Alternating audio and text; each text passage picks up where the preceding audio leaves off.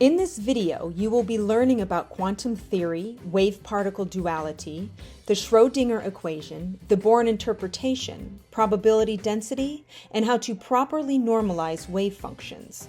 Please take this opportunity to download the required worksheet needed for this lesson found in the description below. Without further ado, let's get started.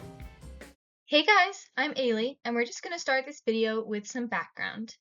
So, classical physics describes the laws governing most things we deal with in everyday life, excluding extremely large objects like planets and extremely small objects like electrons.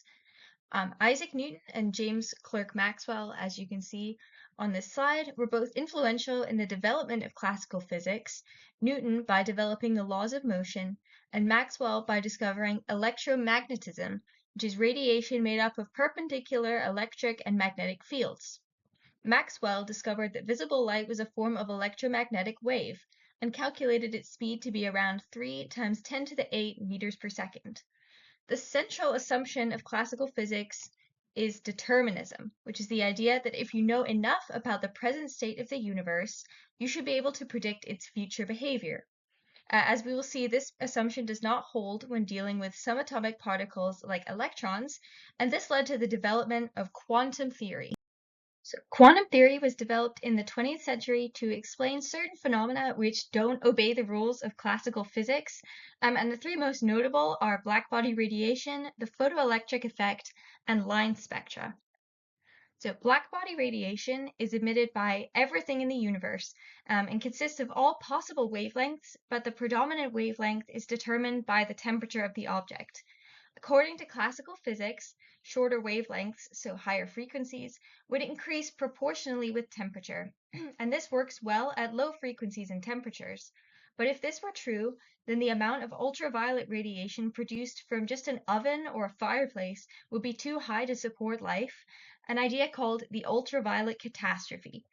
The solution proposed to this problem was that electromagnetic energies came in discrete packets, or quanta, and not in a continuum as classical physics would suggest. Similarly, the photoelectric effect is a phenomenon where electrons can be ejected from a metal surface by shining beams of light on the metal. The energy of these ejected electrons, called photoelectrons, does not change by increasing or decreasing the intensity of the light, and there is a threshold frequency for each metal which the light must meet in order to eject an electron. This effect only makes sense if light exists in discrete quanta. And finally, line spectra show how gases at low pressure, when excited by heat, emit electromagnetic radiation at discrete wavelengths, rather than on a continuum, which classical physics would suggest. These line spectra are where the idea came from that atoms have discrete energy levels, as shown by the discrete lines at specific wavelengths on the spectrum. The solution to this problem and the foundational idea of quantum mechanics is wave-particle duality, which is the idea that light, and then as we've later discovered, electrons and even all of matter, exhibits both wave-like and particle-like properties. But these wave-like and particle-like properties are more obvious at the quantum level. So let's quickly do a comprehension question before I hand it over to Hala to talk about wave functions. So what can we know about the nature of light from the fact that the energy of a photoelectron is independent of the light's intensity? Pause the video if you need more time to answer. The correct answer is B, that the light transfers energy to a photoelectron in discrete packets, or quanta. Thank you for that explanation on the origin of quantum theory, Ailey. My name is Hala, and I will be discussing the definition of a wave function in Schrödinger's equation. Let's get to it. A wave function is a core concept of quantum mechanics. So let's start with the basics. In quantum mechanics, a wave function is a mathematical tool that tells us everything we can know about the quantum state of a particle.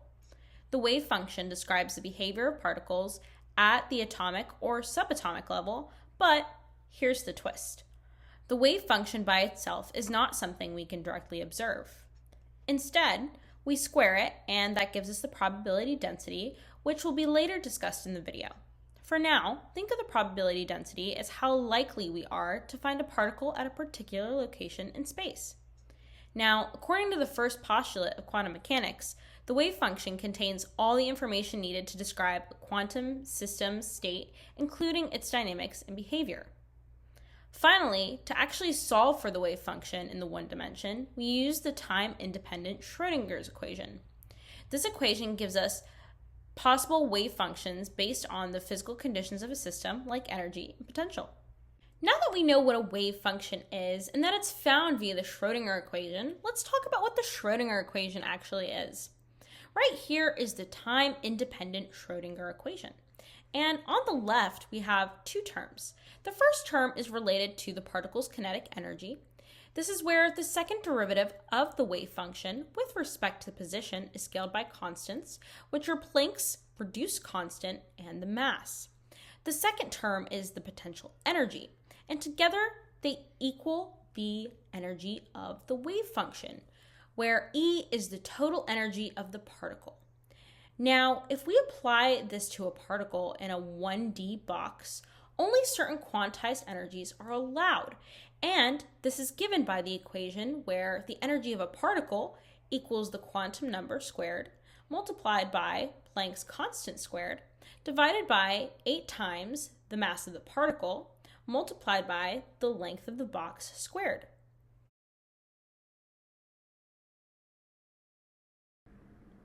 In the previous slide, you learned about the Schrödinger equation. This is important to understand as our next topic utilizes this equation by interpreting its wave functions. In 1926, quantum physicist Max Born formulated the Born interpretation, also known as the Born rule. It states that the square of the wave function provides the probability density of finding a particle at a specific position x at a given time t because the probability of finding the electron in space is directly proportional to the square of its wave function. Because the wave function squared is a probability distribution, it requires that it must be normalized and that the total probability of finding the particle somewhere in space must equal 1. This is because the particle will always be present inside the infinity. Here is the normalization equation. The integral of absolute psi squared dx equals the integral of psi star times psi dx equals 1. dx represents an infinitesimally small interval along the x-axis where the integral is taken over the interval x in x plus dx. Let's take this a little further. If a measurement is made at a given point in time, then the probability of a particle can be found between two locations, x1 and x2. This is represented as p equals the integral of psi star times psi dx, which closely aligns with classical mechanics. On the previous slide, we learned what the Born interpretation is and what that means. We will now use that information to help us understand what it means to normalize a wave function. Normalizing a wave function essentially means to multiply by a constant to ensure that the sum of probabilities for finding a particle between some bounds will equal 1. Therefore, we can interpret the absolute square of wave function as defining the probability distribution or probability density for finding our particle at some position x. The idea is that the particle must exist somewhere, so we have to look everywhere, and this is known as the normalization condition. It is represented by the integral from negative infinity to positive infinity, psi star of x times psi of x dx, and this has to equal 1, which is also known as a Born interpretation. Therefore, with this assumption, we can square the absolute value of any wave function that we're given. We can then integrate it and set the probability equal to 1, so that then we can solve for the normalization constant n. Once n is found, it can then be plugged back into the original wave function equation in order to find the actual probability of finding a particle between some proposed bounds. Alright, now let's get some practice with normalizing a wave function. The problem here states what is the probability of finding an electron provided the following wave function listed below between the bounds x equals 0.5 and x equals 1.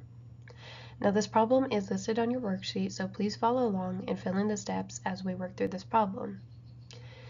So the wave function listed here is psi of x equals n, the normalization constant, times sine of pi x over 2. So first things first is we're going to solve for the value of n. In order to do this, we first have to take the absolute square of the wave function.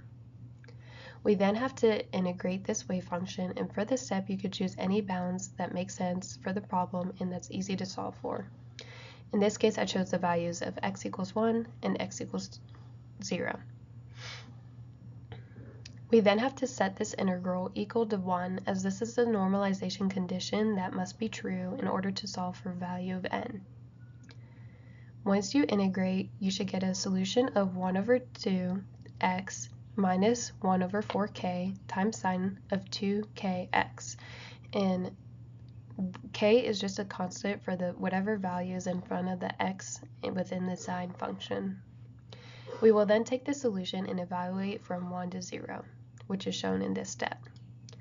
Now, as you can see, this step here, the sine will go to 0, so that means that this whole term will cancel out and go to 0, and then this whole entire term will also go to 0, leaving you with only just the 1/2. So now we know that 1 equals the n squared times 1/2. We can solve for n, and n is equal to the square root of 2. Now we can plug the value of n back into our wave function that was originally provided, and now we have a normalized wave function.